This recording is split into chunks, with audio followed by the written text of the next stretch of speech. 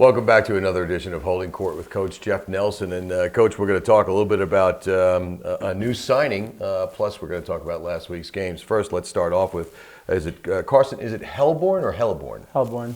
And she's signed a national letter of intent to come and play for the Lobos next year. She's a setter. I know, setters are very important to you. And you've had very good luck with setters from that region of the country as well. Well, we've had good luck with our setters here in general. Jade Michelson, Jordan Russell, Hannah Johnson have been our primarily our starting setters since I've been here. But Carson is a great player, 6 foot, jumps well, very quick, has a quick release. Everything we're looking for in a setter, good feet. And she's really good. Her high school team won the state championship and went undefeated this year in Washington. And Washington is a good volleyball state, so that's a real accomplishment. You said they went 38-0? I don't know, something like that. Lisa told me. I know 36-0. Some I don't quote me. Those are big but, numbers. But that's a lot of games. Yeah, they really tore it up and had a great year. She's from Auburn, Washington area. I read that she played in the Puget Sound Volleyball Academy, which is also known for having quality volleyball. Yeah, very good volleyball, and that's where Lisa's from. So that was a good contact for us. Lisa did a really good job with that, and she's someone who can come in and not just challenge Hannah right away, but also challenge for playing time in other ways too. So, I look for her to be very involved as a freshman right away. She's another smart kid, comes in as a National Honor Roll student, which you've got a lot of brains on this team. You always do. A lot of really, really smart players, athletes.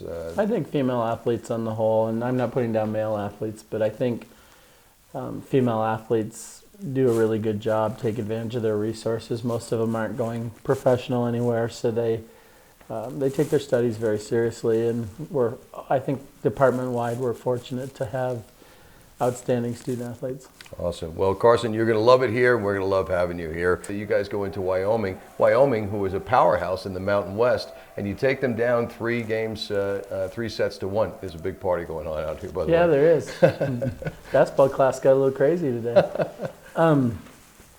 Wyoming's really been playing well this year, and but definitely a match that we had our sights set on. We've been able to beat them at home and struggled up there, and this year they beat us down here, and I think everybody felt pretty motivated. It was the time when Hannah had hurt her ankle and she was struggling a little bit, and I thought we played really good ball up there. We had great numbers across the board.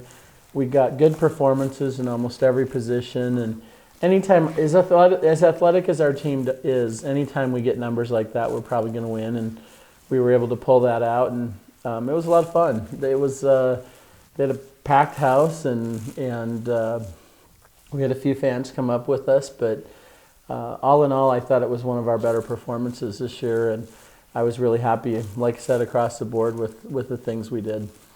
Well, that was a huge win in Laramie, and then you pack it up and get onto what was probably a very cold bus ride. It was cold up there. It was cold, and there was snow, and it was snowing. Well, the day of the game, it snowed the whole time, and we actually were worried about getting back to the airport. But, I'm disappointed with the outcome of the CSU game for a couple of reasons. First, I felt like we were really prepared. I felt like we practiced really well 2 days in a row to prepare for that on the road. I felt like we were loose, were in good spirits and ready to go. And then the match started, and we played real tentative in game 1, and then kind of turned that around and played really aggressive and loose in game 2 and really well. And I thought, okay, we're going to do this time, and we went back, and games 3 and 4, I don't think were good volleyball for either team. I thought they were. Both teams hit 100 points below their hitting percentage or close to that. Mm-hmm. it wasn't the normal New Mexico CSU match, and it was interesting because they had one really breakout game, and we did, and we lost 3-1. But then their other games, it was kind of like who was going to grind it out, and they did. And I was disappointed. Like I said, thought we were really prepared. Thought we had a shot at postseason if we won that. I mean, we're up to 63 in the RPI, and I think that win would have moved us up 8-10 more spots, but at least given us a shot at the bubble. And I think for whatever reasons it didn't happen. Now, they had a great crowd, 3,000-4,000, and every time we scored a point or two, the place you could hardly hear. I mean, the fans were really good. And did a great job supporting them and helping them. And I don't think that's why we lost, but I do think that it helps them stay up, and they did a good job with that. And CSU's a great team, but I felt, like I said, I just felt really disappointed because I really thought we had it all there for us, and we were really prepared. We know them. We just practiced really well going into it. Mm-hmm. And so And again, after game 2, we played so well. I just felt like we were going to be okay, and we didn't get it. Some good things did happen here. Chantel Riddle passed former Olympian Tanya Gooley for the record in kills in the 4 sets. So now it's Chantel Riddle 1,580 kills to Tanya's 1,579. Well, and Chantel has a couple more games, so that she's going to probably get up over 1,600. But 2 great people. A great honor for Chantel to get that record. I mean, there's been some great players at New Mexico, and there's a great history and tradition, and she'll be at the top of that, both in points and kills. And I think she's going to end up second all-time in blocks, too. If she's not already there, she will be quickly. But that's a pretty great career. Mm-hmm. And the person that she got the records from had an amazing career here. And now that we've had Tanya here and we got to know her better, it's even more special because she's a really great person. Mm-hmm. Off to Fresno State. Only played them one time this season. This is kind of an odd week. That's the new format. Yeah, this is that odd week that you just get the one game in. So it's Friday, actually, out in Fresno. Yeah, and we couldn't be happier to just have one game this week after having the big rivalry game with CSU and the match we needed to win at Wyoming. It's nice to have a little more prep time, a little downtime. We actually gave them Sunday and Monday off, which we never do, mm-hmm. And didn't practice till 3 o'clock on Tuesday. So time to heal, time to get your head on straight, maybe get your homework done. That was really nice. And we had a good practice yesterday. I anticipate another good one today. Fresno's struggling this year. They're in 10th in the conference, but they beat Utah State last week, and Utah State, as you know, is a very good team. And so, that's how deep the league is and what teams can do. And I've already watched that match on video and seen some of the things they do. And I feel like it's a good matchup for us, but it's their senior night. They're going to come after us, and they have a few seniors. And I think probably their strongest player is Macy Murdoch in the middle. She was an all-conference player last year, and they run a 6-2 offense. And lots of transitioning with that, but I feel like again, since Hannah's been healthy, we've played good ball, and we have a 5-set loss to UNLV in the second half and a 4-set loss to CSU, and that's it.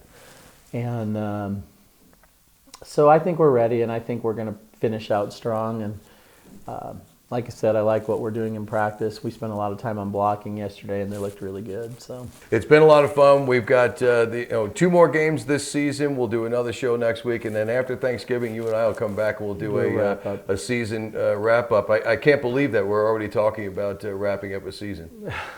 I know. They come and go so fast now, and especially when you're getting old like me. But I think, it has gone really fast, and when I look back, I can really pinpoint some things that hurt us and some things that helped us. And, those are things we can talk about on that show. But I do have to say that I think the kids are playing great ball right now, and I think they're going to finish strong.